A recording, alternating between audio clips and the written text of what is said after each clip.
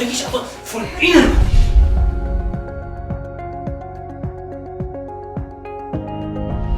هەندێکیان بە کەساسی سەریان نایە.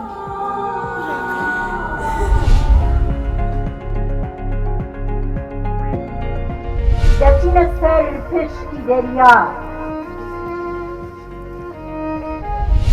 سڵاوتان لێبێت و ئەم کاتتان باش. هەفتەیەکی پڕ لە چالاکی هونەریمان بەڕێ کردووە. ئێمەش لە کۆوار گرنگترینیان پێشکەشی ئێوە دەکەین. سەرەتاش با لە هەواڵەکانەوە دەست پێ بکەین پاشان بڕگە سەرەکیەکانی کۆوار ببینین.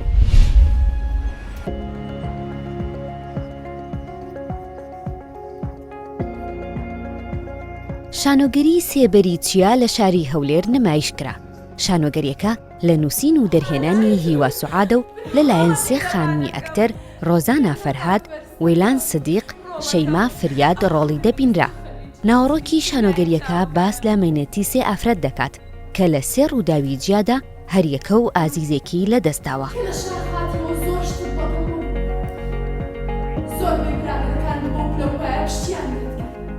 پێکەوەلەکانی سێ چیرۆک یاخود نیشاندانی سێ چیرۆک لە بۆتەی یەک شانۆگەریدا وا کۆکردنەوەی ڕووداوەکان بە شێوازێک کە بتوانین یەک ڕێچکەی هەبێ یەک ڕێڕەوی هەبێ و کار لە هێلە درامیەکە نەکاتن.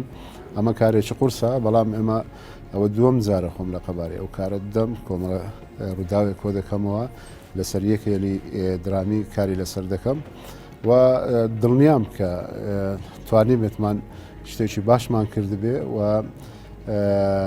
بۆ خۆشتان و خەڵکیش دەیبینن کە چیمان کردووە. هیوادارم بەدڵی هەموو لایەک بێ، هیوادارم بتوانین ئەو پەیامەی کە ویستمانەتە بیگەینن گیاندەمان. ئەوانەی گەنجێتی خۆیان لە دامێنی ئەو چیایە بەسەر دەبن. ئێستا چین لە شار؟ هەندێکیان بە کەساسی سەریان نایەوە. ئەوانی تریژ وا بێدەسەڵات دانیشتوو. ئێستا چیاش ئەوان لە باوەش ناگرێت.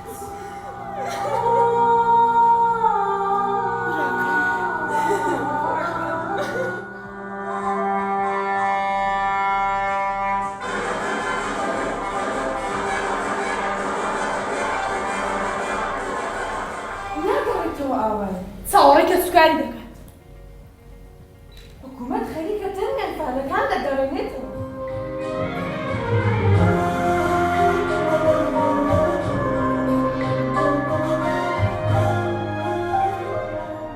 شانۆگەریکەمان بە ناوی سێبەری چیا لە نووسین و دەرهێنانی مامۆستا هیوا سوعاد. ئەمن کە ڕۆڵی دایەگوڵێ دەبینم کە ئافرەتێکە مێردەکەی و برایەکەی و کوڕەکەی لە ئەنفال لەدەستدایە کە هەر چاوەڕێی هاتنەوەیان دەکات لە کۆتاییدا کە تەرمەکانیان دێتەوە. سەرەتا کە مامۆستا هیوا داوای ئەو ئیشەی لە من کرد زۆر خۆشحاڵ بووم کە ئەو دەورەی ببینم لەبەرەوەی لە معناتی ژیانی خۆشم نزیکە چونکە بە خۆشم کچە شەهیدم. کاتێک کە ئەو ڕۆڵەی دەبینم دەتوانم جوانتر ئیحساسەکە بگەینم و باشتر بڕۆمە ناو کارکتەرەکەی.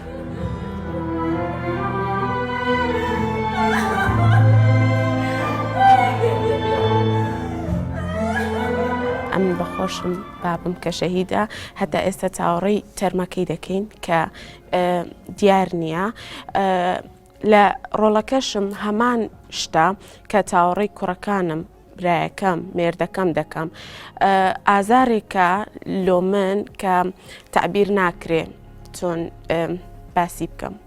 با بڕۆین و ئێرە جێبێڵ. نا هەریز نەبێ من مەچەومان کردو دەی با بڕۆین. ئەو شتانە لەبیر کە با بڕۆین و هەدە بێتنی لەلایدار بڵێ دەی با بڕۆین.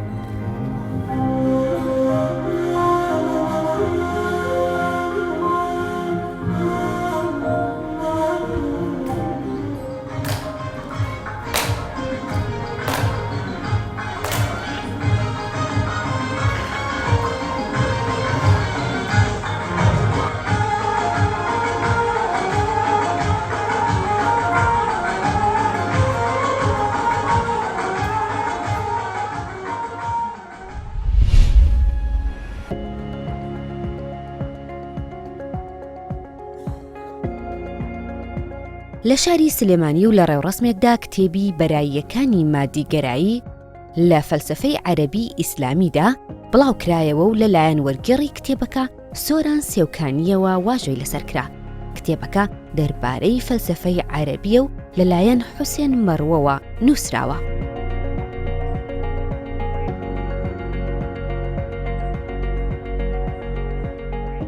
ئەم کتێبە خۆی بۆ خۆی با بڵێن ئینسیکلۆپیدیایە کە چونکە چوار بەرگەکەش بە عەرەبیەکەی نزیکەی 2000 ئەوەندە لاپەڕە بووە کە تەرجەمام کردووە. لەڕاستە زمانێکی زۆر قورس و وشکی هەیە چونکە فەلسەفەیە.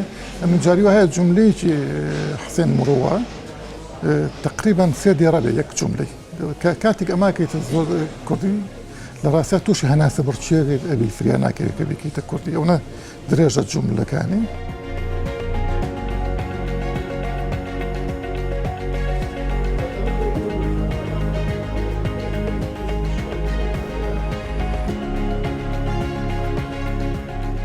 چیرۆکی ئەم کتێبە ئەوە بوو کە بینیم النزاعات المادية في الفلسفة العربية الإسلامية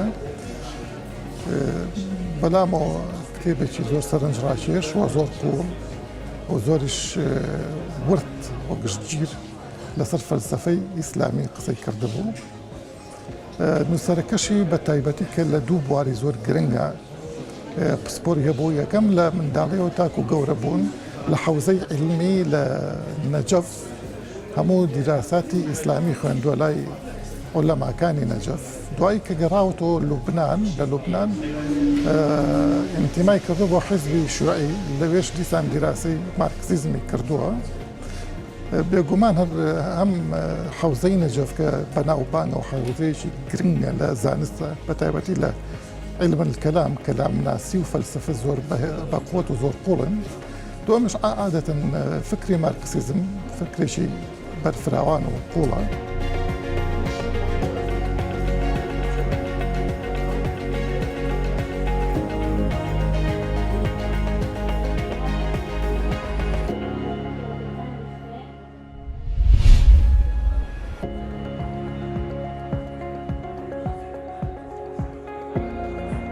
وەزارەتی ڕۆشنبیری و لاوان بەڕێوەبەرایەتی گشتی ڕۆشنبیری و هونەری هەولێر پێشەنگەی شێوەکاری واریان کردەوە.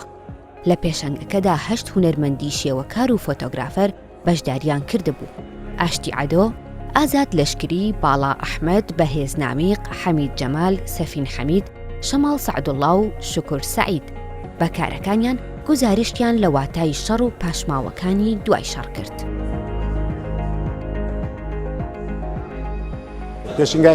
پێشنگای شاو بەشە زیاتر 3 فۆتۆگراف و 5 شێوەکارە. یەکگرنەوەکەش بەڕاستی وەکو بڵێ هەڵبێژێراون. ڕێخەرەکە من سەرپەرشتیم کردەوە بە حکومێ من لێرە لە شێوەکاریشم. ئەو برادەرانمان هەڵبژار کە ئەو ئیشە بکەین. مەسەلەی شەڕیش مەسەلەی ڤاریش شتێک تازە نییە، هی ئەمڕۆژ نییە و هەزاران ساڵی هەر لە شەڕین. ئێمە نامانێ بۆش بگەینەوەی شەڕ بنبڕ بێت، بەس وەکو هونەرمەندێک پێش ئێمەش هونەرمەندانی زۆر لەسەر شەڕیشیان کردووە. ئیستەم فترەی ئێمەش لای خۆشمان ئەم ڕۆژهەڵاتی ناوڕاستەوە پڕ شەڕ و ئاژاوەیە. ئەگەر بتوانین شتێکی تۆزێ بچووک گۆڕانکاریەک تۆزێ بچووک لەو شەڕانگێزەی وەزعەتی دەورە پشتمان بێنین، هەرو وەکۆش وەکو لایەنێکی هونەریش هەرویستمان بزانین هونەرمەندەکانە تا چەند تااقەتی شتەکان یا تا چەند تااقەتیوانە شەڕ بفرۆشن یا تا چەند تااقەتێنێ بەرامبەر کامڤاسەکان یا بەرامبەر کامێرە چی تەرحێ بکەن، چونکە بەڕاستی وابزانم هەموو هێر شەڕە.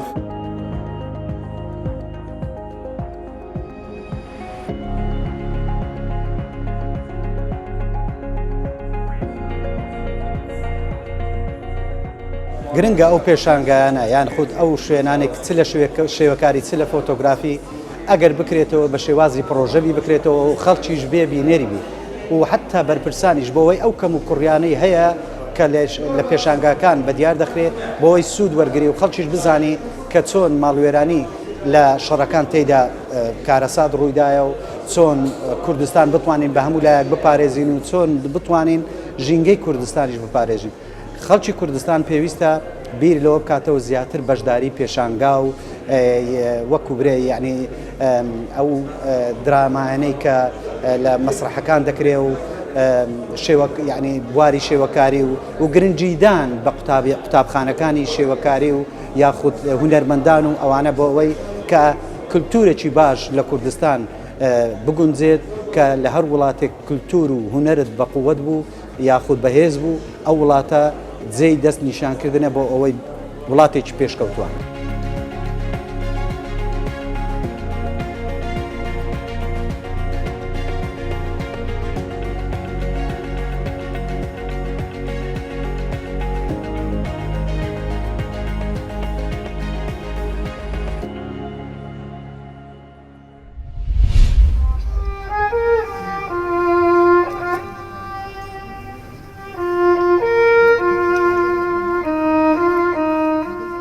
لە شاری سلێمانی کۆڕێکی شعری بۆ 3 خانمی شاعری کورد سازکرا. کۆڕەکە لە ژێر ناونیشانی ئێوارەیەکی ئارام لەگەڵ خوێندنەوەی شعر و ئاواز و نامەکانی خۆشەویستیدا بوو. خانمە شاعیرەکانیش پێکهاتەبوون لە کنێر عەبدوڵڵا کەژاڵ ئەحمەد چۆمان هەردی. مناڵی خۆمان دەژین ئاخر عاقڵ بوون چی بەخشیوەوە کەسمان دێمەوە بۆ لای تۆ نیشتیمان ئەم جارە بە ئەشت دەچۆ. ئێمە چەند هاوڕێیەکین تقریبەن ساڵێکە بێ باس لەوەکەین کە کۆڕێک ببەستین بۆ شعر و مۆسیقا و نامەکانی خۆشەویستی. ئەم ێوارە کۆڕە بە بەشداری خەتو کەژاڵ ئەحمەد بە شعر، کاک ئالان عارف بە کەمانچە، کاک گۆڤەند عەبدوڵڵا بە عود، خەتو کنێر عەبدوڵڵا بە خوێندنەوەی هەنێنامەی خۆشەویستی و هەروەها شعرەکانی من. خانمێک بەوی قارەوە تا سەرسەیج ئەبەی ئەو لە شعردا باڵا بەرز و لە ژنبووندا پڕ لە جورئەت و داخیبوون.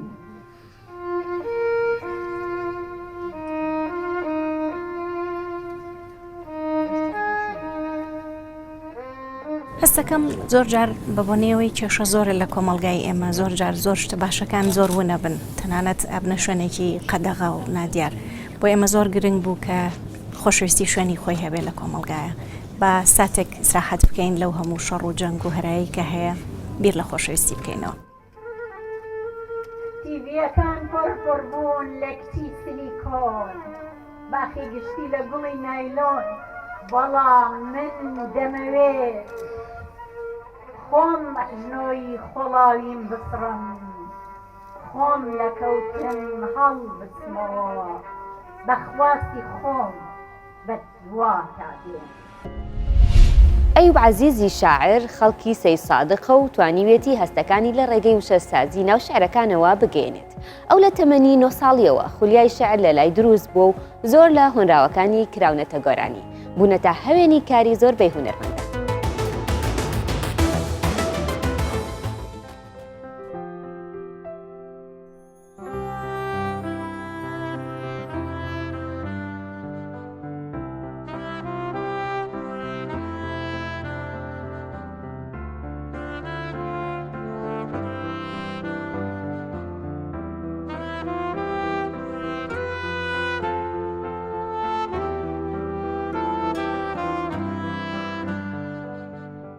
لە بەهاری ساڵی 1975 لە تازەدەی ڕۆژهەڵاتی سەید سادق لەدایک بووم. هەر لە هەمان ساڵدا ماڵمان هاتووە بۆ سەید سادق. دواتر قۆناغەکانی خوێندنم خوێندووە و ئێستا فەرمانبەری تەندروستیم لە نەخۆشخانەی شەهید شەوکەت دەوامەکەم. هەر لە مناڵیمەوە لە تەمەنی 9 ساڵیمەوە خولیای شعر لە مێشکما بووە، لە فیستیڤاڵەکانە بەشداریم کردووە،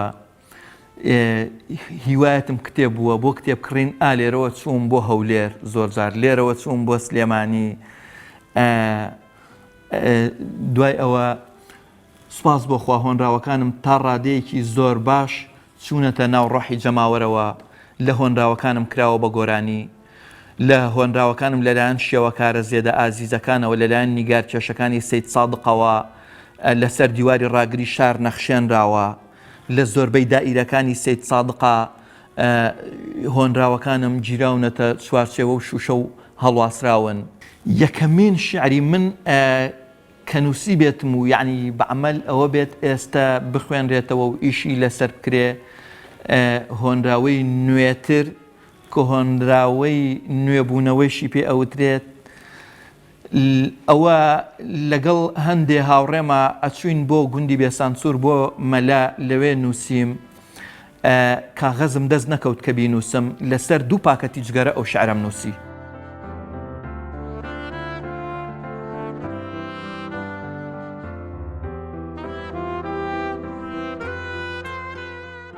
یەکەم دیوانم کە دەرچوو دیوانی جوانتر لەوەی دەیبینیت واتە هەموو شتێک کە سەیری ئەەکەیت جیهانێکی هەیە کۆمەڵە سیفەتی تێدایە ئەگەر لێی بکۆڵیتەوە زۆر جوانترە لەوەی کە تۆ هەروە لە دوورەوە و سادە بینیوتە. بۆ نمونە لە مرۆڤێکەوە هەروە کە لێ بکۆڵیتەوە لە گوڵێکەوە لە دوورەوە چەند جوانە لە نزیکەوە بۆنی خۆشتر و جوانترە میوەیەک لە دوورەوە چەند جوان بێت لە نزیکە و کاتێلەتی ئەەکەی بۆنی خۆشتر و تامی خۆشتر و جوانتریشە. یەکەم دیوانم ئەوە دیوانی جوانتر لەوەی دەیبینیت دەنگدانەوەیکی زۆر باشی هەبوو کاری زۆر لەسەرکرا لە ڕادیۆی کوردستان هەڵەبجە دەوامم ئەکرد. من پێویستەکە ئەوە لە یاد نەکەین ساڵی 2006 لە ڕادیۆی کوردستان هەڵەبجە قوتابخانەیەکی زۆر گەورە بوو بۆ من وەکو شۆڕشێکی شعری وابوو لەو سەردەما کە بڵین تەکنەلۆژیا بەو شێوە پێشکەوتووە نەبوو وەکو فەیسبوک و ئەو ئامێرە تەکنەلۆژیانەی ئێستا هەیە جەماوەرێکی زۆری هەبوو.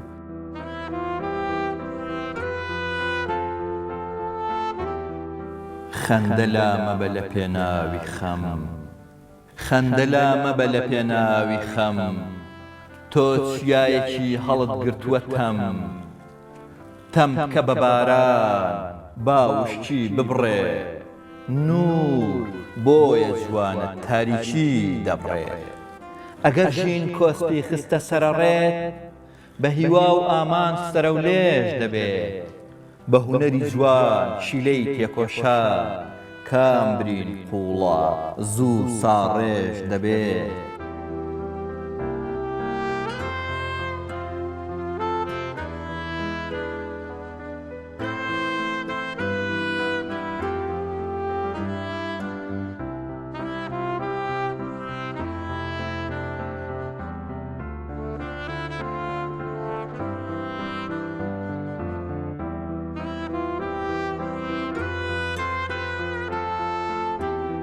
بەهار هات غەمی دڵ هەڵوەرێنە بە بەهاری دڵ خەفەت بشکێنە وەک خونچە گوڵی دەمی نەوبەهار بەرجی غەم لابە و شادی بنوێنە ئەگەر ژین کێشەی خستە بەردەمت معنەویەتت بێ دڵت نەڕەنجێ تا زیاتر قوڵی کاتی شەو ببڕی نور زووتر هەڵدێ خەونت دێتە جێ.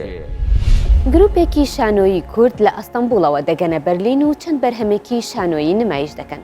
شانۆگەریەکانیان لە شێوەی کۆمیدیای ڕەشە واتە لە ڕێگەی کۆمیدیاوە کێشە و ڕەخنەکان نمایش دەکەن. لە دواکاریاندا شانۆگەریەکی ئیتالیان بە زمانی کوردی لە بەرلین پیشاندا. لەم بڕگەی گۆواردا زیاتر باس لە گەشەکردنی شانۆی کوردی دەکەن.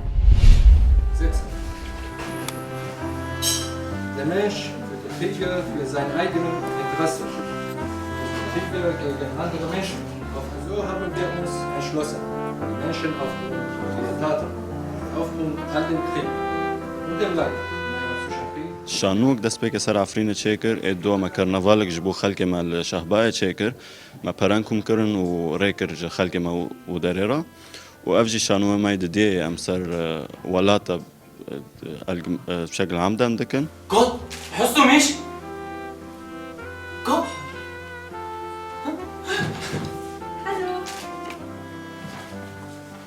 Gott! Mit wem redest du da? Ich rede mit Gott, mit meinem Gott. Und die anderen Lebenden schweigen. All das Leid und das Neid kam aus eurer Dummheit.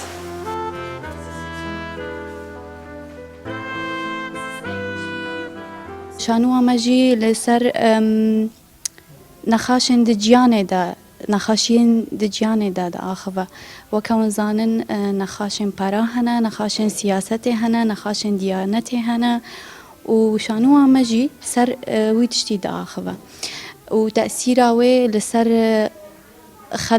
خەلکێ چ بوو و بتایبەت لەسەر خەلکی مەی ڕۆژ ئاوا چ بوو وأرمان جامع جي شانوي يعني أم هفزو تقبل بكن للسربي عردي مثلا باختلاف ما بكلتوه ما همو تشتي ما لازمه مروف هفدو تقبل بكن للسربي عردي تخيكش فرقين Ich habe mich einmal bei meinen Geliebten blamiert.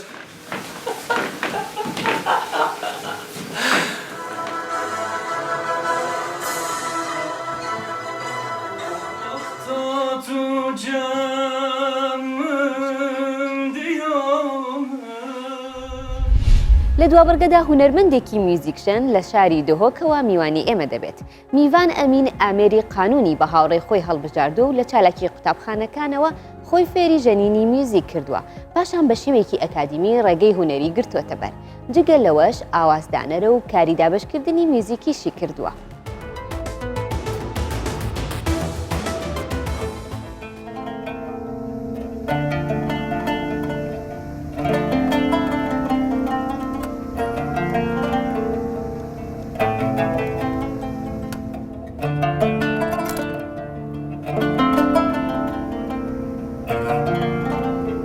سال 2001 هاتیم لچالاکیت خطابخانه الدهوکه گل تیپن زاروکا ملوری دست بکریه و هر سال 2004 از بین خطابی پیمانگاه هنر جوان سال 2009 مخلاص کریه از برف هولیر و چویمه کلیج هنر جوان هولیر من سال 2013 خلاص کری سال 2015 از هاتی مدام از راندن پیمانگاه هنر جوان وک ما مستحق یا حکومی هر سال یا اهلی جیک اسم که ما مستعمل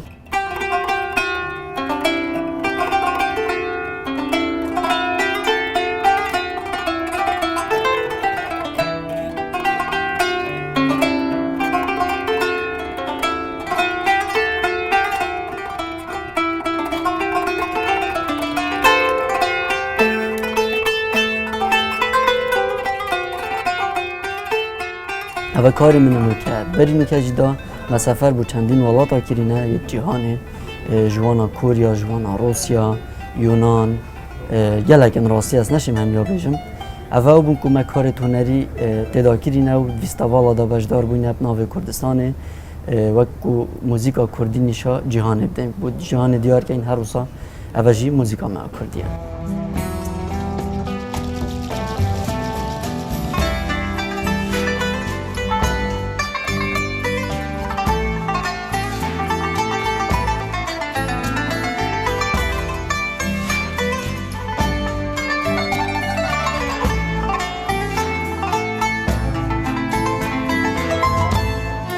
گرنگی آمجی و ترکیز آمجی با رابطه راستی آل سر موزیکا کردی که ام خدمت آوی بکن چونکه الافروکلوری اک از بجمده از درام عربسک عزف کم یان ستایل که دی یان ستایل که سنات کو بجنی ترکی هندی از بجنم خودی از وکی ترکی نشم بجنم از هندی عرب از بجنم از وکی عربی نشم بجنم بس یا کردی جی کس وکی من نشه بجنید دید نامن سردم کو ام قطابی و بریمه گلک حولدان بو موزیک باشتر بوده چکی راستی نو که گلک تشت درکتین کد بجین جیلنی دا سوشیال یا زیده بوی اف مسائل اینترنت تاین یعنی کیفن دا مقصد مبستا من او باید کیفن دا چتش نبو که تو خوب و مجیل کی تنه موزیک بو یعنی که از وقت خطابیت پیمانگهت بیجم باز نو که گلک درگه دید و بو این گلک تشت دید هاتی نتیجانه دا یعنی هندی پاتش تاود مجیلم راستی و گرنگی نادن موزیکه هر روز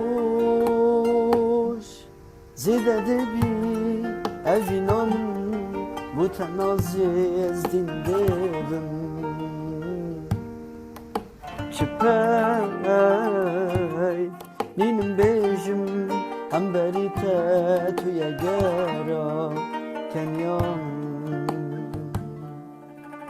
جیان یا تاریخ یا بیروشه گر تو نبی عزیزان